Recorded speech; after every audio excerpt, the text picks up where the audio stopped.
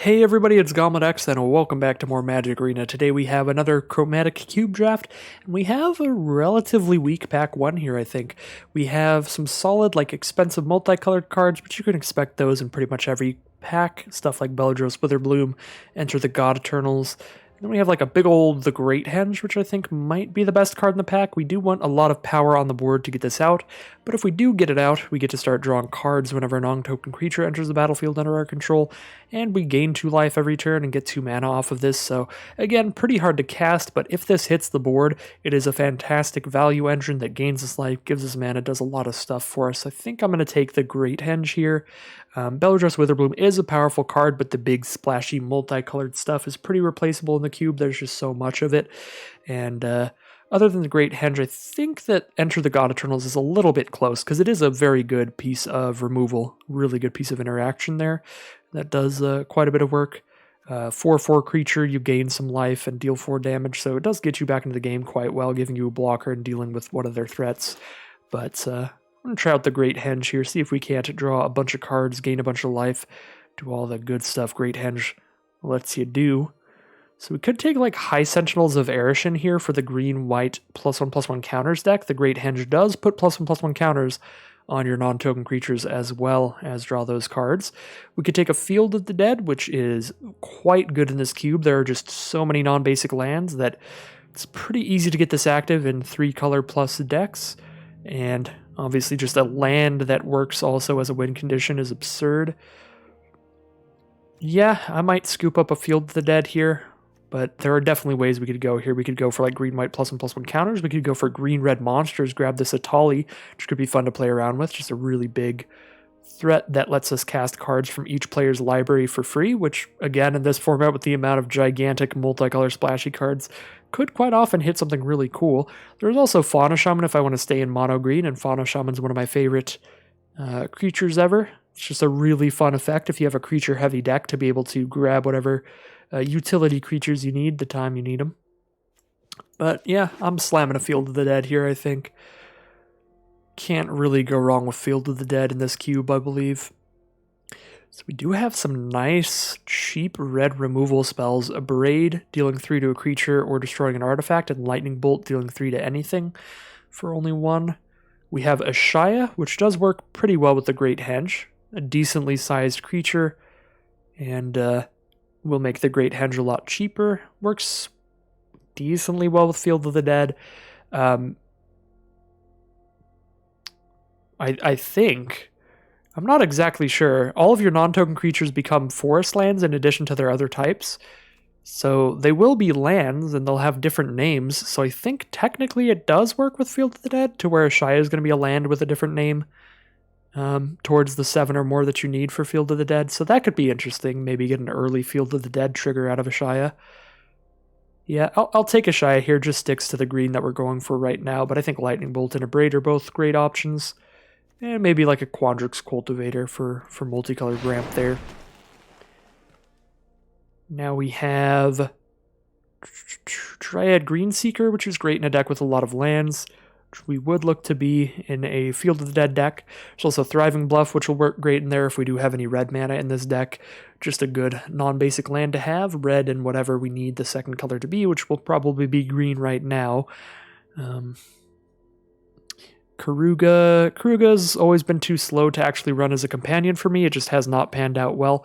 But just playing it in your deck to draw some cards when you play it is fine. And there's Drakuzeth, a big, bomby, super expensive card, which again feel pretty replaceable. I think I'll be taking Thriving Bluff here. I think the most powerful cards in this pack in general are the more controlling cards. I think Search for Azcanta is great in control decks. Surveils 1 each turn, where you look at the top and then you can put it in the bottom, or you can put it in the graveyard if you don't want it, and then eventually it flips into a land that keeps drawing non-creature cards out of your deck. And then there's Extinction Event as well as a Wrath effect. They're both really good control cards. But don't think I'm jumping onto control with these 2 green cards. I could, of course, just cut those 2 and slam a control card there and see if that pans out, but Ashaya plus Field of the Dead just sounds real fun to me. And I have played a decent amount of Control lately. Played like Sultai and Grixis and Blue-Red and stuff. Well, not much here. I guess Terramorphic Expanse works well with Field of the Dead, and whatever colors we end up being, it'll be a good mana fixer. Don't really like much of the rest of this pack, to be entirely honest. Even Corvold. Corvold does draw like a lot of cards potentially, but Corvold was a bit slow when I played them last time as well. Ooh, I do absolutely love the World Tree. In 5-color decks, this is wonderful, because as soon as you hit 6 mana, if you have 6 lands on the board, all of your lands tap for a mana of any color, so the World Tree is very, very good in heavily multicolored decks, and I am willing to slam it down over powerful multicolored cards like Tristani or Exodus here, just because of how much of a powerful mana fixer it is. It's kind of like Field of the Dead. Like, once you hit that critical mass of lands, all of a sudden, you're just going off. And potentially, if we get some god cards, we could even sacrifice this to grab a ton of those. That could be cool. So a bunch of dual lands, that's great. Giganta, but we already have double green effects, but we could still try to build around that as a companion if we cut those. Skittering Surveyor is going to be good, grabbing us whatever basic we need when we play it. Or just any dual land is good with Field of the Dead. I don't even know what dual land I would take here. Probably one of the shock lands. But it doesn't really matter which one because we don't have any blue, black, or white in the deck yet. That would just be a speculative pick for the future because it works with Field of the Dead and 5-color mana bases in general. I think I'm just going to take Skittering Surveyor since I don't know what the other colors are going to be right now. And we could take Farfinder for the same reason. It's basically just Skittering Surveyor, except this one is a 1/1 Vigilance instead of a 1/2. Mazemind Tome's pretty good by being completely colorless. So no matter what's going on with our mana, this will always be castable early in the game. Allow us to draw several cards and gain a bit of life. So Farfinder or Mazemind Tome here, both quite good options. I'll go with the Mazemind Tome, I suppose. Now we can take a black Thriving Land, because even if we somehow end up mono-green with Field of the Dead, this can just be like a green-black duel. There's also Finale of Devastation. We do need a ton of mana for this to do crazy things. It's a nice little utility card if you have a lot of creatures in deck. Right now we don't have a ton. We could draft around that if we want to. Don't really like any of these cards. There's Cultivator's Caravan, maybe Salumgar's Command if we end up Sultai. Don't like Platinum Angel or Lithiform Engine. They both feel a little slow. Platinum Angel's pretty fragile. And yeah, Lithiform Engine's just pretty slow. Yeah, that being said, I'm not really taking anything else here. So maybe this will be the one time I actually try out Lithiform Engine. Copy in a Shaya or something. Actually, that doesn't work because it's legendary. Copy a Field of the Dead triggered ability there. Got him. Alright, Shimmerdrift Veil seems very nice here. It's basically Terramorphic Expanse, just comes into play as a tapped basic of our choice. Now, we are looking pretty slow, so an Extinction Event style Wrath effect could be okay, because Blex doesn't really do anything for the mono-green part of our deck. Like, the green half of Blex isn't very good. Oh, get a really late Corvold. I guess we go with that here. Maybe go Jund. Or just the Hinterland Harbor. I'll take a Corvold. I don't think Corvold is that bad. Take Exodus here. Whenever you cast or copy an instant sorcery, return a non-legendary creature from your grave to hand. You need to be a creature-heavy deck for that. Yeah, I agree with the auto-suggester. Just take the Sun Petal Grove there, because we could be 5-color-ish. And now what do we got? Shark Typhoon. Great if you have a lot of expensive non-creature spells. God Eternal Uranus is great if you just have a lot of creatures. We have a white-black dual land. We have Tazri. Tazri seems really difficult to build around because you want to have a lot of clerics, rogues, warriors, wizards, allies. So you have to really care about your creature types in your deck. It could be pretty hard to build around. Kind of just like Shark Typhoon. I have played a lot of Shark Typhoons, but I don't think I'm going to stop anytime soon. The card is just very strong. Although if we don't want to go full 5-color here, if we don't if we just want to go like Jund, we could take Domri or Terror of the Peaks. I like taking these before taking God Eternal or Ronos, because Ronos is at its best when we're curving out with our creatures really well, and we're definitely not the kind of deck that's doing that.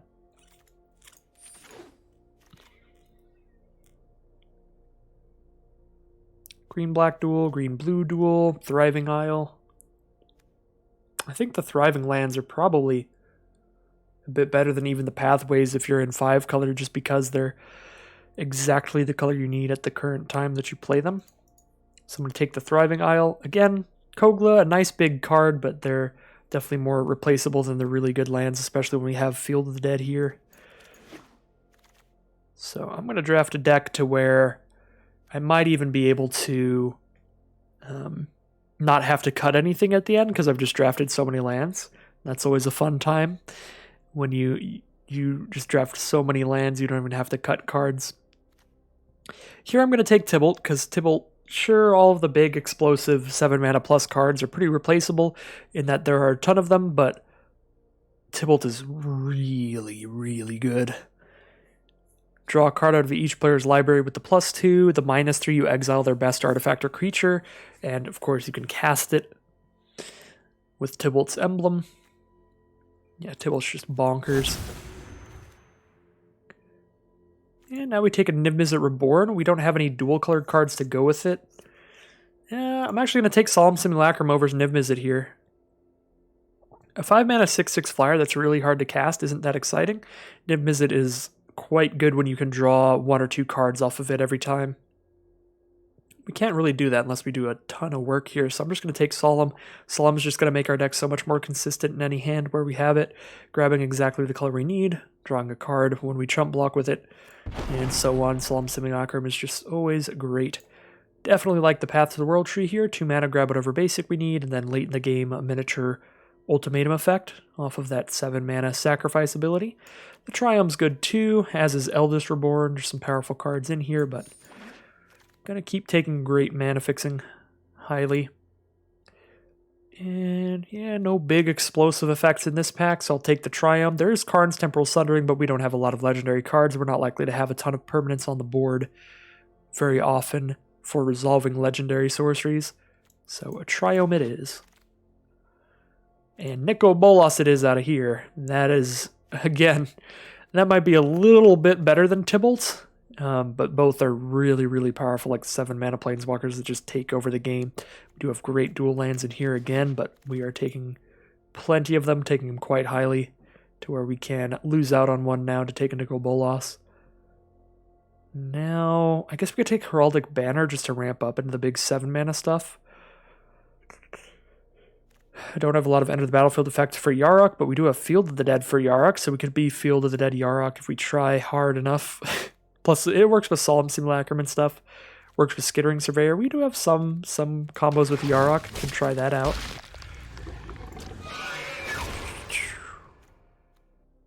We have some really big late game plays. Korvald, Bolas, Shark Typhoon, Tibalt, so I think we're doing good there to where we don't need Magma Opus. Let's just grab more decent duels. More decent duels. Maybe Vizier here. Could definitely use some ramp with how big our cards get.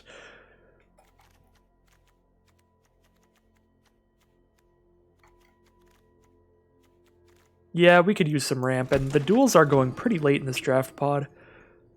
So I think we'll be good to pick them up. Could definitely use another Wrath effect, just -4/-4 to all creatures seems fine to me. Get in here. Oops. How many non-creatures do we have? Or non-lands. We have 10 lands right now, so we have 15. We get to scoop up a Niv-Mizzet real late here. We have 1 dual-colored card now, just Finality, so currently it's not doing much, but we can definitely get more dual-colored cards in the last pack and maybe have that work out. I like Spitflame. I do have 2 dragons in here now. Niv-Mizzet and Korvald, both of which would return Spitflame. And even if we're never returning it, it's just 3 mana instant speed removal, which is fine.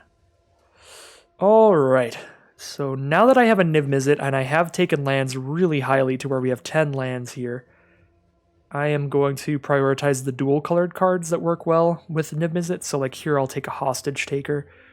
It's a dual colored card so we can draw it off of the Niv-Mizzet, and it's also just great removal. Slows them down if we drop it on turn 4, or if we drop it later we can even just steal whatever we're removing. So Hostage Taker is great. Although Cold Steel Heart would be great here as a little ramp effect. Might be able to wheel it, and that would be great. If we can't wheel that, we should almost definitely wheel just a land or a Maelstrom Archangel. I don't think Maelstrom Archangel is that good, because by the time we have 1 mana of every color, we're unlikely to be getting a cost reduction by playing something for free. Although, you know, if we get Nicol Bolas out a turn early, that's kind of cool. So now, another dual colored card, we could go for Sfella here. Seems solid, although I think I will be taking Ovenwald Hydra simply because we do have Field of the Dead. This grabs any land card when it comes into play, just like Golos does, so we can cast Ovenwald Hydra and always grab Field of the Dead off of it. If Field of the Dead's already out, we can grab the World Tree off of it to perfectly fix our mana. Ovenwald Hydra just seems really good here. But we would love to wheel any dual-colored card here, Kyora, Sfella, and Leyline Prowler being the best, because all 3 of these give us mana ramp to a certain extent. Those would be great wheels. If those don't wheel, maybe a dual land, and if not, then just a big old Zakama to drop out when we've got the mana for it. Oracle of Moldiah seems fantastic here. Looks like I am going to be taking just another mono green card when I could be taking a dual colored card to help with Niv-Mizzet just because of how powerful the mono green cards we're seeing are. Oracle of Moldiah just great, playing additional lands, playing lands off the top of your library, so getting out of any mana flood. So instead of just drawing those lands once per turn, you're getting them off the top of your library, getting closer to the non-land cards. Oracle's just a great card in many ways. We've got a black-green dual land. Some big multicolored splashy stuff. Again, I think we're doing pretty good on that front. Muldrotha could be fun. We have some lands that we sacrifice here. And some creatures that'll chump block often, like Skittering Surveyor. I think I am just going to take a dual land, though. How many red versus green? We have 8 black cards. Let's take the black-green dual then. Over the red-green duel. Could definitely use another Wrath effect, so I think I'm going to scoop up a Crux of Fate here again over some dual-colored cards, but these dual-colored cards kind of suck. 2/3 Reach Death Touch and 3/3 Death Touch Lifelink. They're just kind of expensive for what they are. Poison Tip Archer is good in a deck with a lot of creatures where you can consistently do that life loss ability, but we're not that deck, and Arbod, I think, is just kind of slow for almost any deck. So Crux of Fate's what I'm going to take here, just grab some more Wrath effects to defend ourselves. Now a Prismari command gives us early game interaction as well as a treasure token as well as a blue-red card for Niv-Mizzet, so it fills a lot of holes pretty well. Alrund's Epiphany is a fun, powerful Time Walk effect, but we have a lot of fun, powerful effects here. I want to get more cheap early game interaction going on because our curve is real big on 6 and up, so let's get a little bit more going on at 2 and 3 here. Prismari command does that well.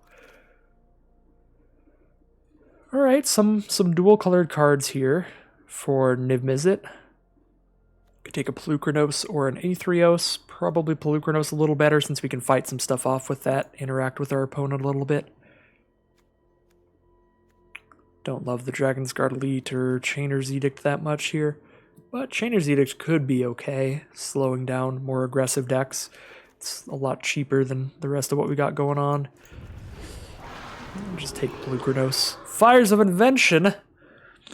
Get in my belly, you make my mana perfect. Yeah, we're not really doing anything at instant speed in this deck, so there's almost no downside to Fires of Invention here. It's just pure upside. Lets us cast 2 spells per turn for free as long as we have enough lands to play them. They don't have to be the correct lands if we have a Fires of Invention. So that is just wonderful all around. Now, we don't have any green-white cards yet. We could take, like, Captain Sisay here. We do have a lot of legendaries. Look at all these legendary crown-looking cards. So that could be fun. Dramoka's Command's not very good here because we don't have a lot of creatures to fight with. So a dual land Archangel or Captain Sisay. Sisay does seem a little bit slow, which might be an issue, but otherwise seems like a fun fun idea to try out. I do like Leyline Prowler, ramp us up that mana, a 3-mana creature that adds some mana to the board. Doing really good on lands, but don't love Zareth without any ways to really utilize the effect. To make it like unblockable or flash in or anything, we're not really doing much of that in our deck, so I'll just take a Triome. Now we can take a Muldrotha, although Starnheim Unleashed is just so powerful, it doesn't really matter that it's monocolored. You can get a bunch of 4/4 flyers. Yeah, Muldrotha is like more of a fun card. Starnheim Unleashed is probably more powerful, but Muldrotha's like... We could buff a lot of legendaries here, but I think each legendary creature in our deck stands alone is already powerful enough and doesn't need any help. Anyways, what I was trying to say there, I have completely forgotten, so... so, my bad. Something about Muldrotha versus the other card. Oh yeah, Muldrotha is probably a little weaker overall than Starnheim Unleashed, but Muldrotha is just so much more fun to play around with. Starnheim Unleashed is the kind of card that you just like foretell it, and then if you have a million mana later in the game, you just dump so many angels out that the game immediately ends. Muldrotha is like the kind of card that you get it out there and then you just start doing big value plays. You're like, bam, I'm playing creatures from my grave, I'm replaying my lands. Lots of cute stuff like that. So I am going to go ahead and get rid of the card styles. Looks like we are playing another 5-color deck here, but I do think that will happen quite often in the cube. We do get to cut 5 cards out of here, so we didn't end up with so many non-basic lands that we don't have any choices. We do actually make some cuts. And Lithoform Engine in a deck that's already pretty slow seems like slow as molasses here. Probably not something we should be playing around with. Same with Captain Sisay to an extent. A 4-mana creature that comes into play as just a 2/2. Can't even use the ability the first turn you play it. You have to wait till your next turn. If it survives through that loop, if you get to play a 4-mana 2/2 and then tap it next turn, it is really good because then you just set up your draws for the rest of the game. Like we play Captain Sisay turn 4, turn 5, we're just like, bam, draw the 5-mana legendary of Ashaya or Korvold or Yarok or Niv-Mizzet, whichever one we want. And then the next turn we just go, bam, draw Muldrotha. But she's quite a fragile creature, only a 2/2 for the 4 mana. She doesn't protect us in any way because she's such a small creature by the time you cast her.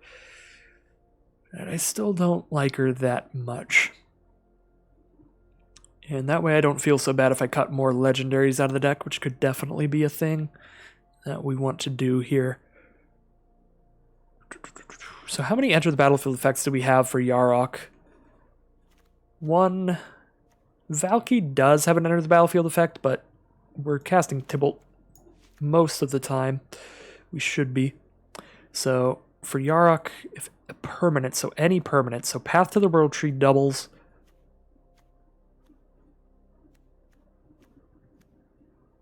Great Henge's +1/+1 counter and draw a card doubles. Skittering Surveyor doubles. Hostage Taker doubles. I don't think that Pelucratos doubles its counters, but Solemn Simulacrum definitely doubles. That's 5. Niv-Mizzet doubles, that's 6. Korvold doubles, that's 7. Overwhelmed Hydra doubles, that's 8. Yeah, we have enough. I'm gonna play around with the Yarok here. So let's get rid of these 2. We don't have a ton of dual-colored cards for Niv-Mizzet. We're mainly just drawing a Golgari card because we have like 3 of those in the deck. Just consistently drawing a Golgari card off Niv-Mizzet. It is unfortunate that Valky does not count as a Rakdos card, so that we can't draw a Tibalt off of Niv-Mizzet, because that would be pretty good. I think I like all of our non-creatures here. Maybe not so much a Shark Typhoon deck here, because we're not really like trying to flash in a shark at instant speed, and we don't have a million non-creature cards. Yeah, I can see cutting that, and then 2 more cards to cut. Poison Tip Archer, again, doesn't feel like it makes a boatload of sense here, but it does still give us a Death Toucher, which is good. We gotta cut something, so we'll get that Poison Tip Archer out of here. And then we need to cut 1 more card. I like Vizier and Leyline Prowler. They're like our two cards that actually ramp us up in mana. They actually add an additional mana by putting that card on the board. I guess Simulacrum does as well, which is great. So definitely not cutting those. I don't think I'm cutting any of the cheap cards. We should probably cut a 4 or 5 mana card here, or a non-creature card, maybe. Like, maybe cut the Spitflame. We only have a couple dragons in here. But still, even without a dragon, 3 mana instant speed, deal 4 to something can help protect us in the early game, which is fine. Maybe Polukranos here. Polukranos is a bit slow. Not really, though. I mean, it's a 6/6. It costs 3 mana to do the fight. And by fighting with a Polukranos, we can kill anything that is weaker than a 6/6 one time, because it does get counters removed from it whenever it's dealt damage. I mean, honestly, just looking at the rest of what I have here, this is about the only card that I'm even considering cutting, because I just love everything else so much. Maybe Muldrotha here. We do have good lands for Muldrotha. A couple, not a lot. I can't even scroll down all the way. Let me get this off here. All right, we have good lands for Muldrotha. We have like Terramorphic Expanse. We can get back from the grave. And then we have some cycling lands, some Triomes. If we ever end up cycling those, we can replay them with Muldrotha. But other than that, most of our permanents, we don't want them to ever die. So we'll just be playing like a creature every turn. But even just recasting a creature from the grave every turn is solid. So like Muldrotha's good. Muldrotha's just not great. Sure, we'll cut Muldrotha to keep Polukranos in, I guess, because it is cheaper. We do have a lot of big stuff. So here we are with the 5-color deck. We might even want to cut another card, because we have quite a lot of high mana cost stuff. But we also just have like a lot of 5 stuff. If we can make it there, and we have 3 cards ramping us to 5. Simulacrum, Leyline Prowler, Vizier. We have multiple cards that are digging lands out of our deck. Path to the World Tree, Skittering Surveyor, or Oracle of Moldiah. Yeah, hopefully those are enough to get us to hit lands more consistently to where we don't need to cut another card here, because I don't know if I can do that. If I can cut another card when I love them all so much. So let's head into the gameplay here, see how well this next 5-color good stuff build goes. One of the weaker Niv Mizzets that I've drafted for sure, but our Field of the Dead is very active.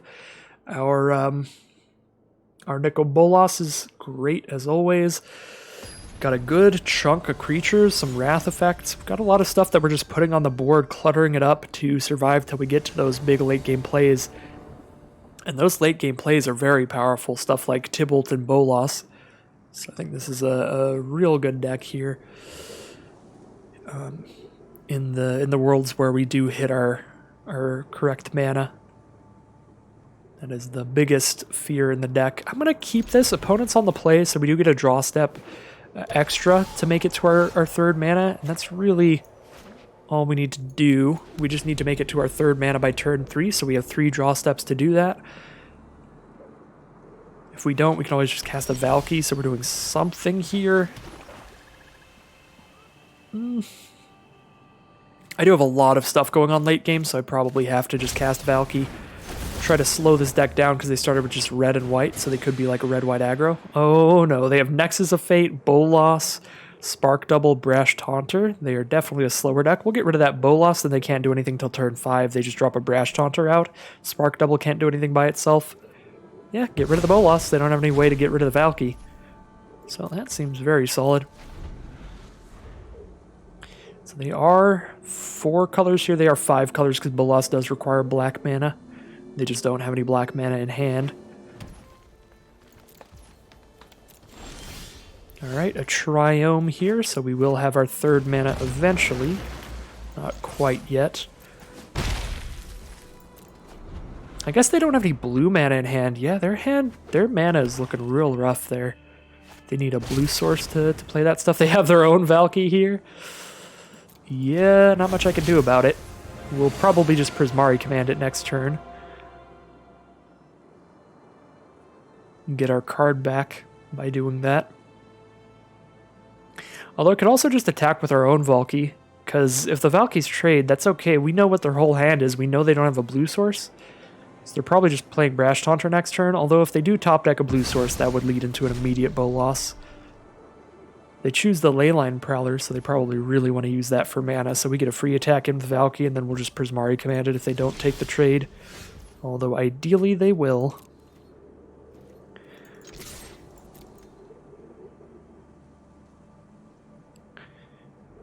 So we can get our own ramp going on here by just dumping out that Leyline Prowler. Alright, they don't take the trade, so we'll have to Prismari command that. We know they don't have any response. I believe I do want a treasure token here with the looks of our hand, so we'll shoot that, get a treasure token.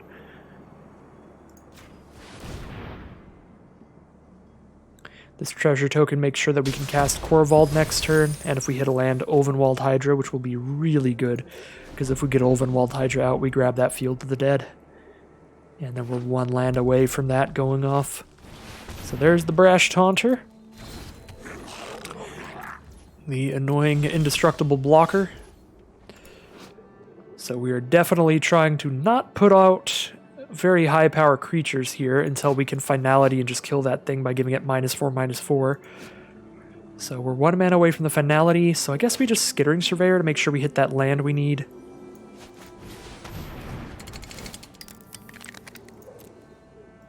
Grab a forest here. And we could even cast a Leyline Prowler, turn our temporary mana into permanent mana. I will do that, because when we cast Finality, we can give Leyline Prowler 2 +1/+1 counters to make it big enough to survive Finality. So now they just, if they want to use Taunter, if they don't have blue mana here, they gain or they deal 2 damage to me. Well, there's the blue mana, so they can cast Spark Double if they want. They can also fight Valky to throw Bolas in hand, but they can't immediately cast Bolas, so it's not that bad. Although that is going to be pretty devastating when they flip it. Now I'm mildly considering holding on to Finality for when they cast Bolas, because they're not going to have the mana to cast Bolas and flip it in the same turn. It's going to be a lot easier to kill Bolas when it's a creature than kill Bolas when it's a Planeswalker. So I kind of think we just go Ovenwald Hydra here. Although that's a pretty big creature for Brash Taunter to try to kill us with. But we have plenty of life, so they can just fight it the one time. And if they choose to do that instead of playing Bolas, then I guess we will have to just Finality the Taunter. Now we even have some life gain coming up with Mazemind Tome, which is good.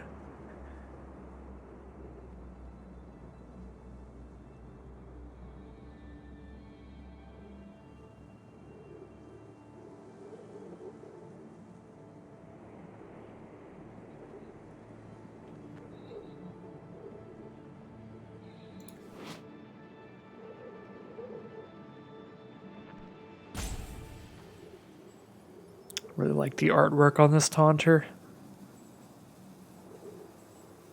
It's very whimsical. We'll see what they want to do here. They definitely have a lot of choices. They know we have Finality, so they might not want to get that Bolas out anytime soon. If they hit 1 more mana, they can cast Bolas and use Taunter's ability all in 1 turn. Do a bunch of damage to us. So they choose to cast an Aluna as a big old 6/6 that does play around the Finality well, because that will survive past the Finality. We do have a Spit Flame now to kill Bolas, so as long as they don't have enough mana to cast Bolas and flip it in the same turn, we can just use a Spit Flame to kill it. So now I think I am safe to just drop Finality out here. Save the Leyline Prowler.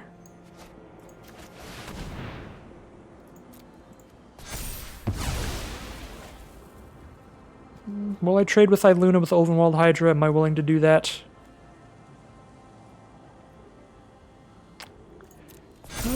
I think I am, but I would rather wait till blocks here, because if I attack it, I'm only getting 2 damage in, and then they could just attack me for 6.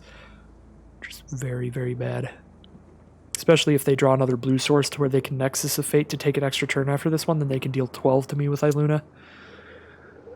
So I'd rather hold Ovenwald Hydra back, because it does have reach to be able to block that. So we discard a card now, I suppose... Next turn I'm going to want to Spit Flame. So I'm not going to have the mana to cast Corvold after that. If I draw another land, I will have the mana to cast Pelucranos, but also... If I discard Corvold, I won't ever be able to bring back Spit Flame, and I might be able to do that with Corvold, which might be fun. I'm just going to discard Pelucranos. We'll go for a Maze Mind Tome if we don't draw anything better to do next turn. But we're definitely just flaming Bolas here.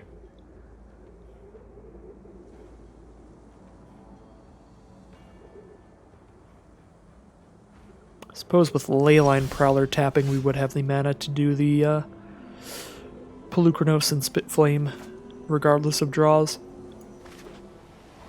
I don't know what color I need. I have white, I have black, I have blue, red, green. 2 red sources, 2 green sources. Just get another green source, I suppose. Probably the most represented color among our stuff. See if we get to kill Bolas. We do. Very good. And now Ulvenwald Hydra's even big enough to attack in. Because I'll be gaining 4 life here, I will go ahead and just go in for this attack. Now I gain 4 life, I'll be at 22, so even if they Nexus of Fate, they just do 12 damage and I go down to 20. Or 20, go down to 10. But definitely still alive. Even if they hit the blue source here.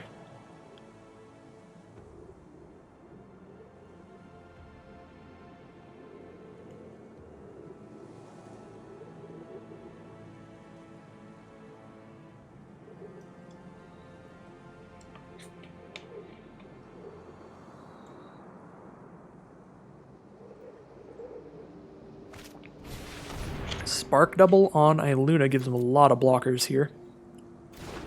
Not a lot, but just a lot of power and toughness to block with. A 6/6 and a 7/7, both in the sky.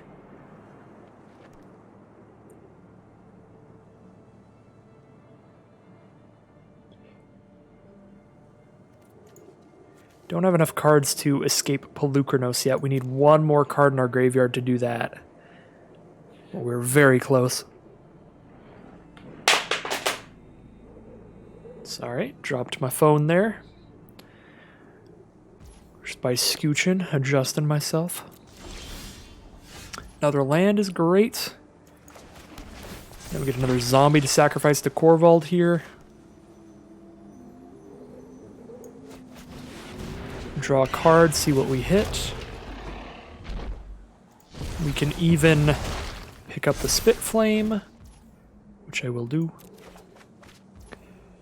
Which I do have the mana to cast here, but I don't think I want to. I like that Leyline Prowler can trade into either of those. 4 damage kills them, so it's lethal if either of these two get through, so they block, take 2. Send in the full attack here. They need a pretty good instant to kind of get out of this. Otherwise, they're going to have to make a couple chump blocks that don't look great for them. The Prowler would be a trade. It's not a chump block, but still. Oh no, they have a good instant, apparently. Well, an 8/8 will kill the 7/7. We'll kill the bigger one. We're dealing 6 on board. They have 2 mana up. They do have response on Leyline Prowler to clear that out of here. That'll do it. They'll take 2 and go to 2 life then. They do live through the turn with an Iluna still on board. But they are down to 2. We do have a Field of the Dead. And we'll be drawing a card with Maze Mind Tome. But I guess I can do that later since I don't have anything in the deck for 0 mana. So there won't be anything that we hit here. We need to immediately cast this turn. Cycling a Rogran Triumph, looking for outs here. Captain Lannery Storm, not going to do it. Because we do have the Spit Flame revealed to them here. To clear that out of the way for the zombie to get in. Alright, we'll just drop some stuff out, shoot that Lannery, and get in for lethal.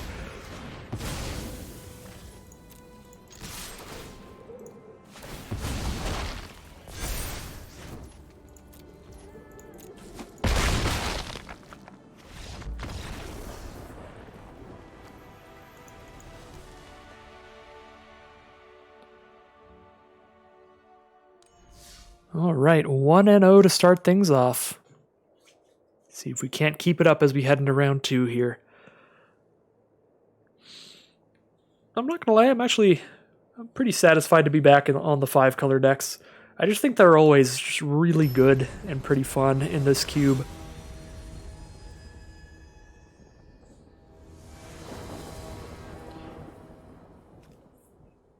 Anytime you can pick them up. Turn 2 Path to the World Tree here, and we have the literal World Tree out before the path to it, which is interesting. But yeah, definitely keeping this. Is this a green source as well? No. So we need to play the World Tree here and then the Swamp to be able to play Path to the World Tree next turn. Which means we won't be able to hold up Prismari Command turn 3, but that's okay. I suppose I can hold up Prismari Command if I had played the Triome and then knew that I was drawing this bluff here.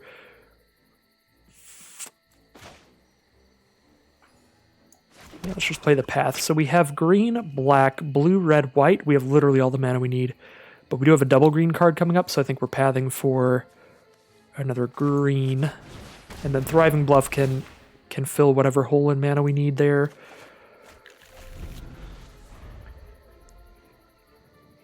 Probably black. I guess Thriving Bluff on red-black, so we can cast Crux of Fate as well.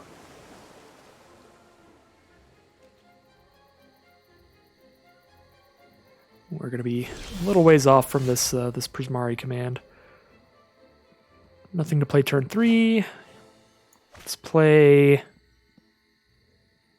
the Triome this turn, I think. Because now we have another black source, so we might change again what we want the Thriving Bluff to be, because now we do have double black with this Darkboard pathway if we need it. It also lets us play an untapped land turn 5 to run into that really quick. I would like to kill this Beast Whisperer if I can, but I only have 2 damage, so I can't. Could play Polukranos to be able to fight that pretty soon if I just slam down the forest here. Drop that on the board. Seems good to me. Just get this Beast Whisperer out of here before it draws them a million cards. Although Baron will draw them a card and bounce Polukranos back to my hand, slow me down there. Probably just go for a Crux of Fate here, get that stuff out of here. I don't expect them to be massively aggressive to where they're going to follow this up like by playing 3 creatures and then I'll feel bad that I Cruxed already. I feel like a Crux is super fine here just to stop them from going off the rails in terms of value.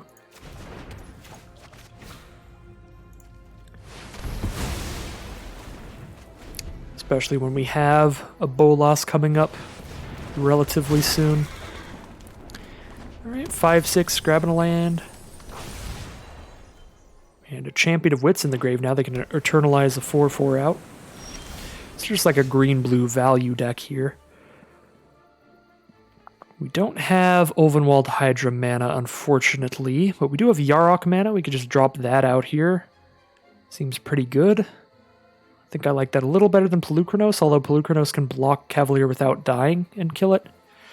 But if I do kill it, they get back Ugin to their deck. Although they do have to wait till they draw it. Kind of like setting up the Yarok for the Ovenwald Hydra to do crazy things next turn. So let's go Thriving Bluff. We have the World Tree out, so it's very unlikely to matter what color we choose here, but I think I choose just green again to play it real safe with the green, because the green is the most important color. But yeah, now all our lands tap for a mana of any color until they blow up the World Tree, which I doubt they'll be doing. But yeah, playing the Yarok here, if they don't have interaction, Yarok potentially leads to just a ridiculous turn next turn. Like, we play Yarok now, and then next turn we play Ovenwald Hydra, which picks up Field of the Dead and another land, which, because of Yarok's ability, would spit out like 4 2/2s, because we'd be playing 2 lands, both of which would trigger Field of the Dead twice.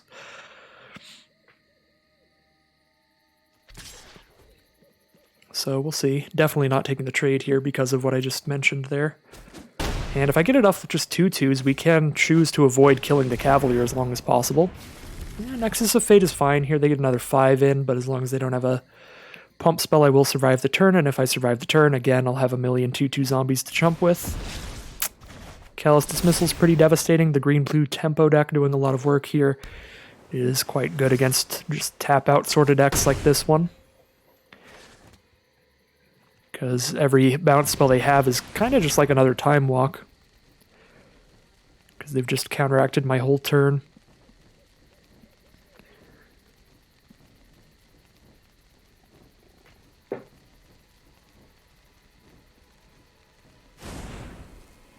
They grab a Discovery Dispersal from the sideboard. I'm guessing they're just casting that now.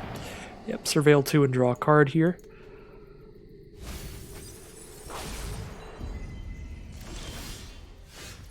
Shimmer Fail comes into play tapped, so we can't play Bolas here. I think we are just going to Overwhelmed Hydra, grab Field of the Dead.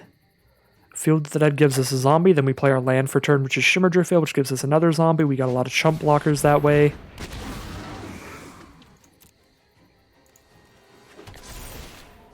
Definitely very sad to see them have the removal. Not the removal, but the bounce spell for the Yarok, because we did get to line up into Overwhelmed Hydra into Field of the Dead at least. I guess we would have had 6 zombies, because we would have gotten 2 zombies from each of those lands we just played, and we would have gotten 2 more zombies because we would have pulled 2 lands out of our deck with Overwhelmed Hydra instead of 1, so that would have been really cool.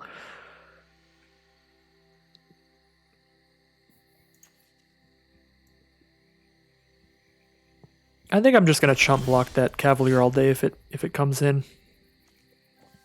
It's an odd mana cost, so I could just exile it here without losing any creatures, which is pretty cool. They also only have 15 cards in their deck, so maybe just playing Bolas and trying to steal stuff out of their deck is good here. Slowly but surely whittle down their deck size. Would love another land here for just more blockers, but just the 1 flyer here. I'm doing okay if they don't take an extra turn here. Could have a counter spell.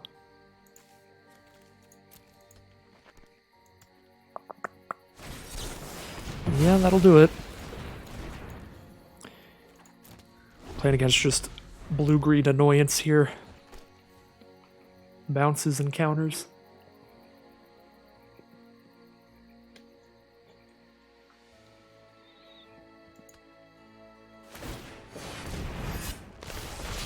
There's Champion of Wits. Is that a May ability? It is a May ability. They choose to do it, so they're down to 10 cards in library. It's kind of weird how many games I've seen go down to mill in this format. Just because there's so much card draw.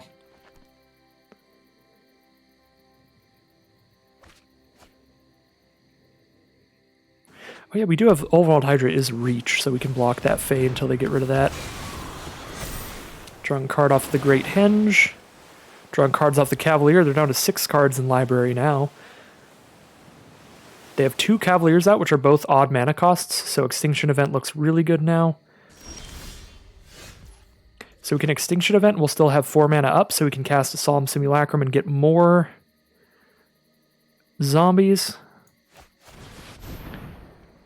We want Odd to be gone.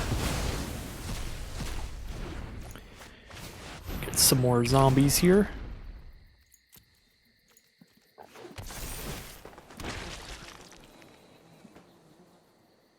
I still don't really want to attack because I'm down to 8. And they can just trump block with a 1/1 here, and then I take 2 in the sky, go down to 6, which is getting really sketchy. Oh yeah, they have a Nexus of Fate in their deck. I have to exile their Nexus of Fate somehow, so I would have to have had Bolas go off. I'm probably just going to get Nexused out.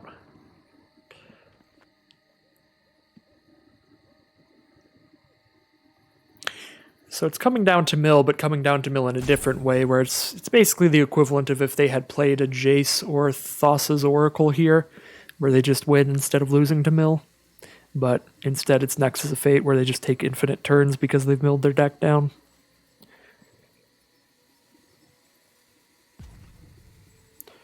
I am going to stick it out here because they could mess it up with cards like the Great Henge out, that force card draw. They could accidentally mill out.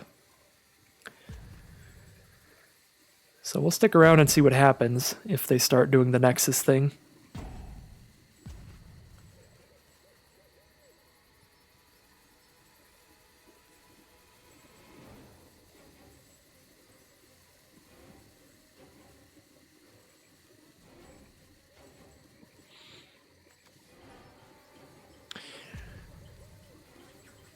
And with Prismari Command, we could have killed that Great Henge at any point, but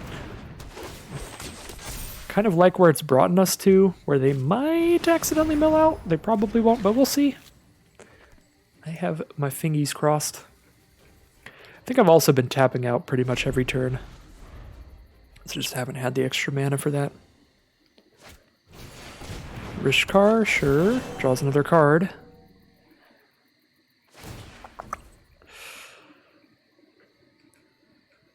Field's getting pretty big.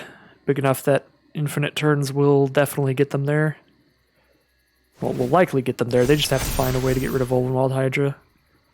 Or, yeah, tapping out for the maximum Wildborn Preserver will do it, except for the fact that they're tapped out now, which means I do get another turn.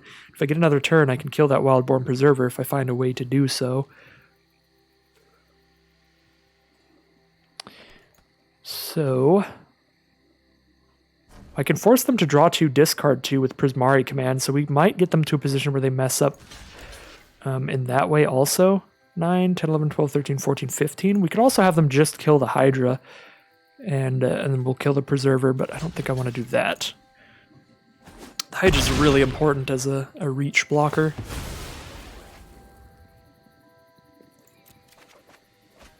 Another land here for more zombies. Sunpetal Grove. So I want to hold up the mana for Prismari Command. I also want to get more flying stuff here.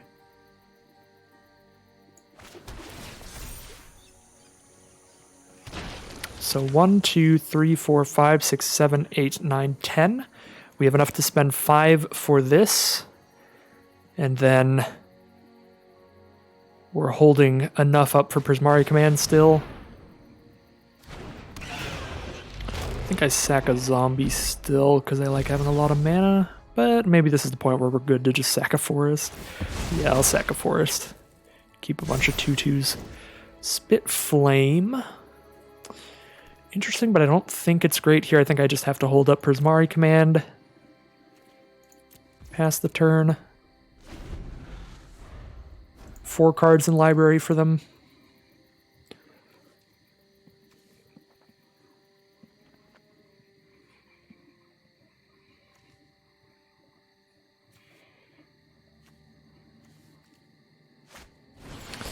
Biogenic Ooze draws them a card, puts them down to 3 cards in library.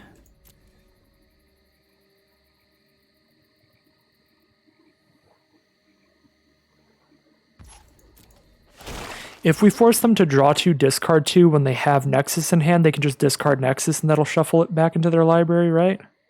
So we gotta wait till they have like 1 cards in library where they'd immediately die to the draw 2. So they have 3 cards in library right now. Or we have to respond when Nexus is on the stack, I guess.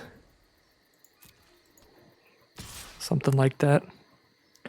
Not 100% sure here. Okay, go for the attack. It happens. I block.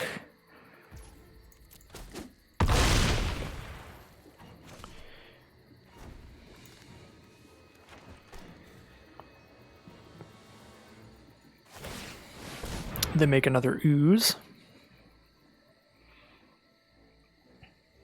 Could Spit Flame that, but then I don't have Prismari Command mana up, which means I think I don't Spit Flame that. Because they have the mana thanks to Rishkar to still have a Nexus of Fate here out of nowhere. Like, when I try to respond by Spit Flaming now, they can just be like, alright, now I can Nexus, because now their shields are down. So I'm just not going to deal with that ooze. Okay. They were not playing the long game Nexus there. There was no Nexus. So we can kill the ooze now, I guess.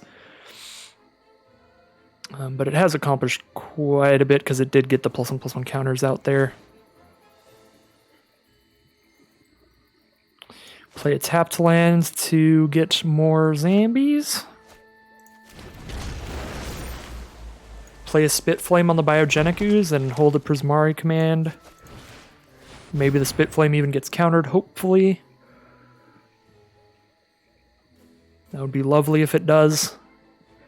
Because if they have a counter spell, I want to get rid of it. Because if they could just counter my Prismari command, then all the hopes were for nothing here. It taking this long makes me feel like they're just going to not counter, and then they're going to have the counter up for Prismari command.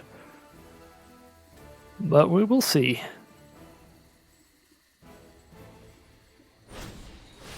Inscription of Abundance. Okay, so it's not a counterspell, it's a fight spell here. Fight some stuff, gain a bunch of life. Okay, sure, Corval dies. That makes Biogenic Ooze big enough to survive the Spit Flame.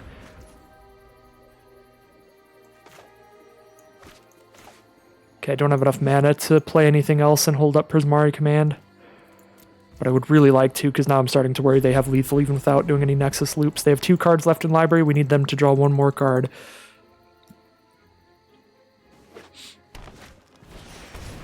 Elysian Carried makes them draw 1 more card.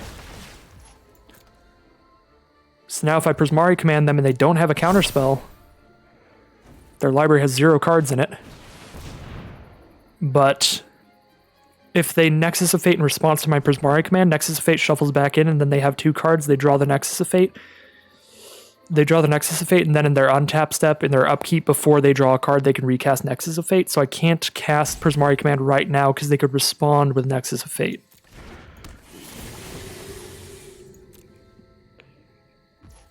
Okay, well, if they draw another card, now I can. Because now they have nothing in the library. And they even put the Nexus on the stack, so now I extra can.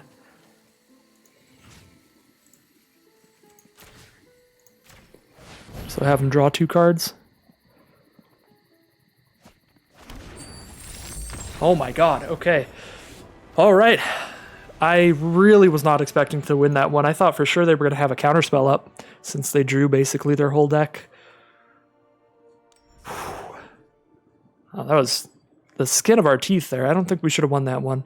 But we got really, really lucky with the very bold plays with the Great Henge, just putting more creatures out. And thanks to the fact that the Great Henge is not a May ability. If the Great Henge were a May ability, I think that game could have very, very easily went in a different direction, even if they kept spamming out creatures. But the fact that they wanted to make the board wider and Great Henge forced them to keep drawing cards when they did so, that was really lucky. So here we are in round 3, 2-0 now. We have Path to the World Tree turn 2. That's great. We can Terramorphic for a red source here. I guess we go red source off Terramorphic, so we have mana for Spit Flame. Now we have red, black, and green in hand, so Path to the World Tree probably grabs a blue or white. More likely blue. I think we have more blue than white here. It's definitely a keep. I'm just trying to go through in our head what we want. Yeah, now if we draw Yarok, we're definitely grabbing blue off the Path to the World Tree. Or we could even just grab blue right now. Oh yeah, we can't, we actually don't have 1 mana of every card type in our deck, which I forgot. Just because we only have 3 basics in the whole deck, so we can't have 1 of every color, or only 4 basics, something like that.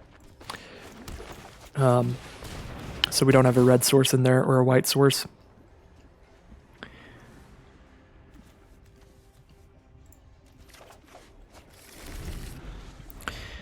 So we need one of our non-basic red sources to get this Spit Flame going.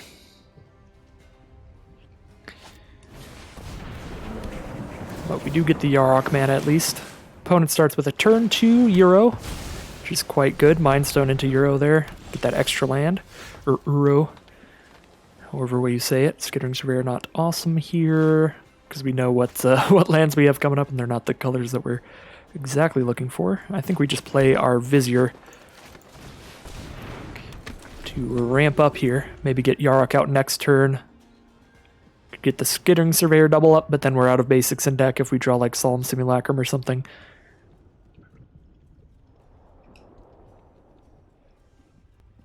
I think having like 1 red source in the deck over the 2 forests would be better in terms of our basics, but I did just run with whatever the Arena auto suggested, because it does take quite a bit of time to build these mana bases like perfectly, so I've gotten a little bored of it after so many Chromatic Cube drafts. I just let Arena do its thing. Definitely not here to play everything to its absolute perfection. Just do my best generally. Midnight Clock is coming out, so they got a ton of mana. And that'll even shuffle their graveyard back into their library later, so they're unlikely to mill out throughout this game. I could just toss out a Pelucranos here if I play Darkboar Pathway on black mana. I can also just toss out a Yarok. Don't really have any enter the battlefield effects coming up that I really want to double. Skittering Surveyor doubling up isn't that crazy. So I think Pelucranos is fine here.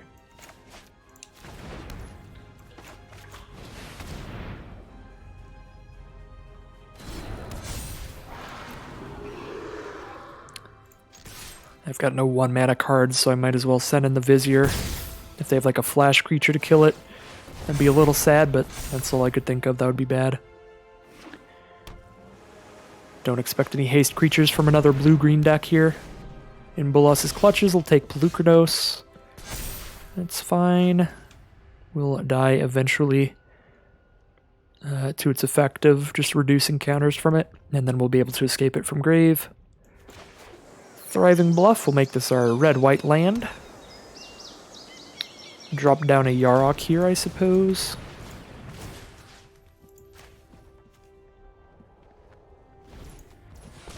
But thanks to that Thriving Bluff, we have Niv Mizzet mana next turn. We go blue, green, black, red, untap it, make white.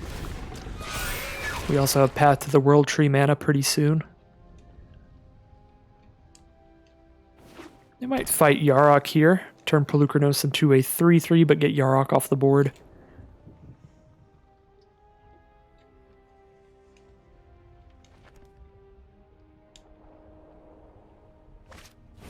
Description of Insight, just put our creatures back in hand. Scry 2, draw 2, and get an XX, where X is the cards in hand, so quite a big creature here. Actually, no, just a 3/3. I thought my opponent had drawn a lot more cards than they had thus far.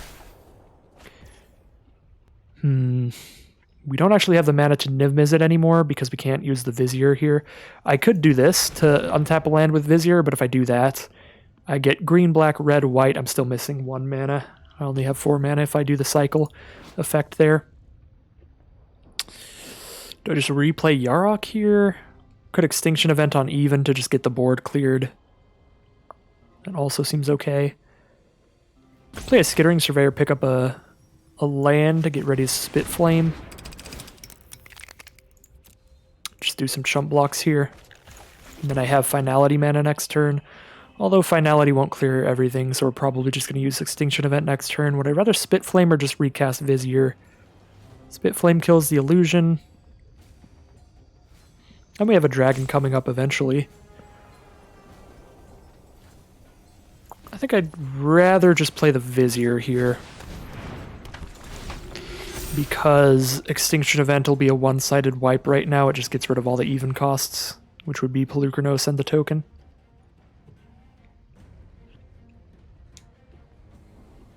So we're probably still planning to do that in the future, but just get some chump blocks off here. Chump block with Surveyor and hold the Vizier for extra mana.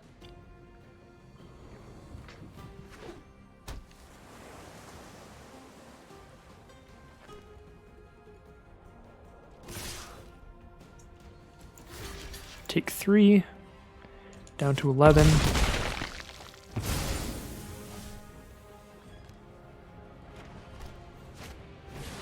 Murmuring Mystic coming out, another even. Fae of Wishes, another even. Oh no, they're casting Granted, not the fairy. So they're grabbing another card from outside of the game to throw in hand. Commence the end game. Draw a couple cards and get a giant creature. Alright. We draw Prismari Command to blow up the Midnight Clock before that goes off. That's nice. I think I do just Extinction Event here, and then I have 3 mana up, so I could Spit Flame something if need be.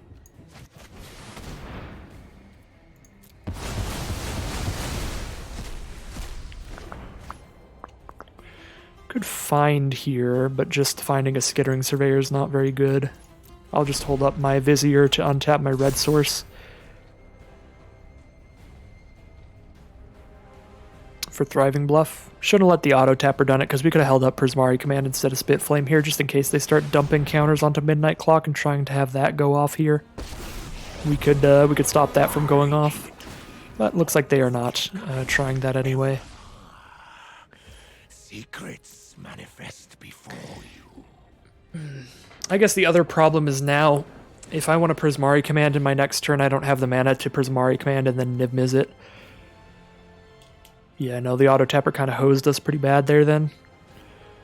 Because of black and 3, we could have just done double green, double black. Held up Prismari Command mana thanks to Vizier. Well, I can untap my Spit Flame mana at least, but I don't think I'm casting that. Because we're just going to kill a 2-2. We're just going to kill that with Prismari Command anyway.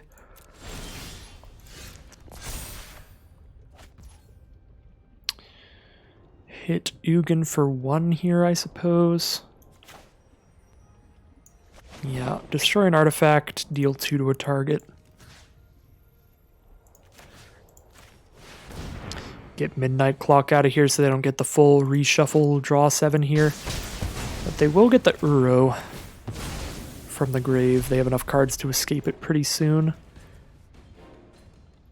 I do need 2 more cards in grave, never mind.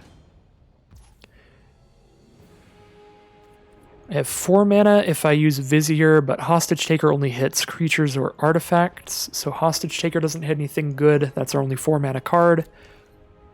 So I don't think that I use the Vizier to cast Hostage Taker here. I think I just hold it for Spit Flame again.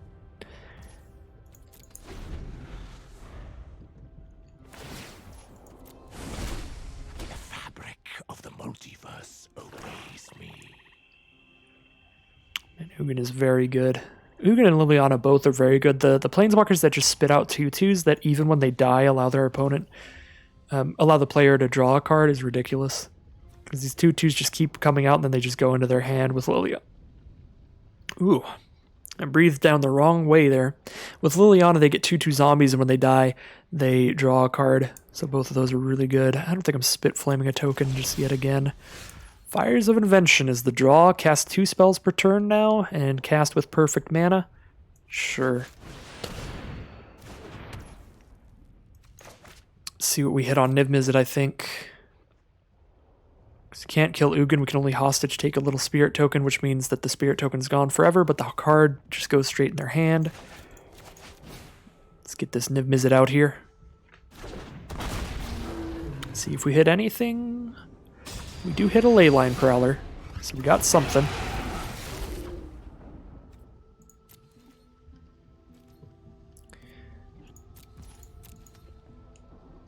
Now they cast Commence the Endgame and get a 5/5, unfortunately too big for a Spit Flame to kill. Growth Spiral as well.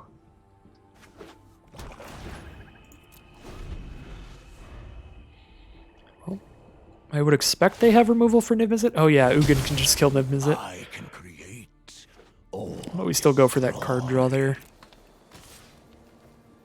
Take 5, go to 6. We have a 1/3 to block the 2/2. So I don't want to chump block a 5/5 here. It's kind of stopping more damage over time by holding up several potential blocks instead of the one chump block.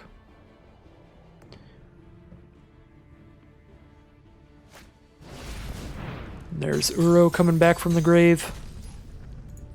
We can hostage take her the Uro, I suppose. It'll put it right back in their graveyard instead of keeping it on our field, but it deals with it, and we don't have any other removal for it because it is a 6/6. It's too big to survive finality. Dragon's Horde. Solemn Simulacrum.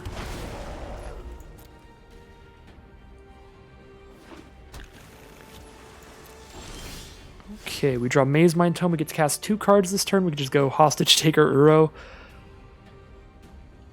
I could go Yarok Hostage Taker, but the problem with that is then if they kill my Hostage Taker with something like Ugin's Effect, they just get back everything I took. I could Hostage Take both their tokens then, and then it doesn't matter that they could get back whatever I took, and then the Death Toucher can block the Uro.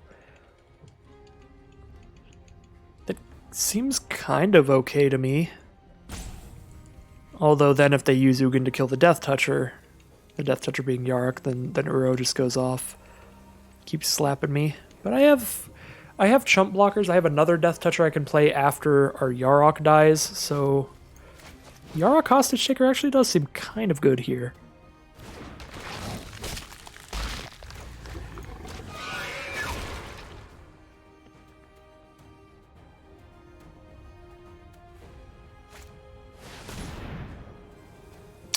Well, that might be dead. It's definitely bad. We have enough mana to do Path to the World Tree now, since we haven't had to tap anything, so we can gain a couple life, deal a couple damage here at least. Redraw the Hostage Taker. So they kill Yarok, so we don't have a lifelinking blocker anymore. They might think they have lethal right now, which Path to the World Tree might mess up that math. Okay, well, if they have Ashiok also, Path to the World Tree probably does not mess up the lethal math, because that'll clear out Vizier as well, so I just have one blocker. And if I want to use Path to the World Tree, I have to use it right now, so they'll see it coming.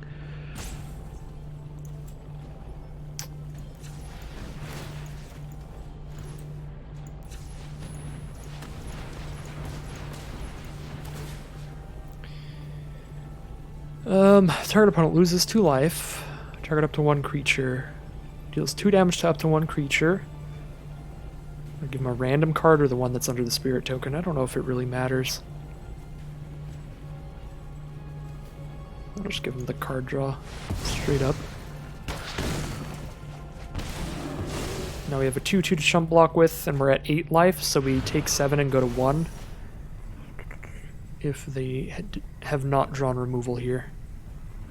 Vizier is now pointless now that we have Fires of Invention out and we've used our activated ability. Recoil to the recess of your mind.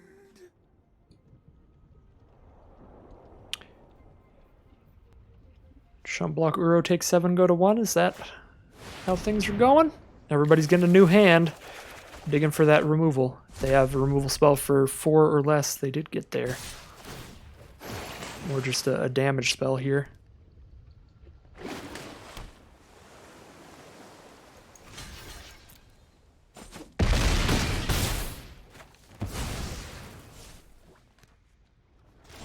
Well, I do live to see another day, but it's unlikely to happen again.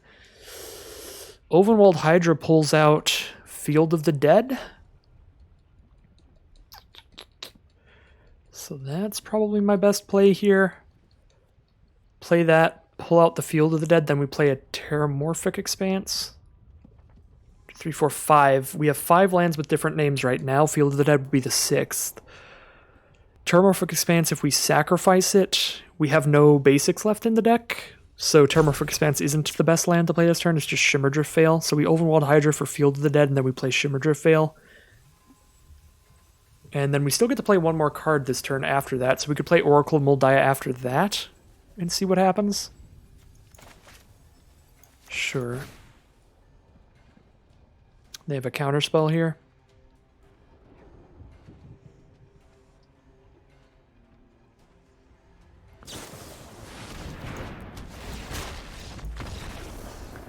Very dead then.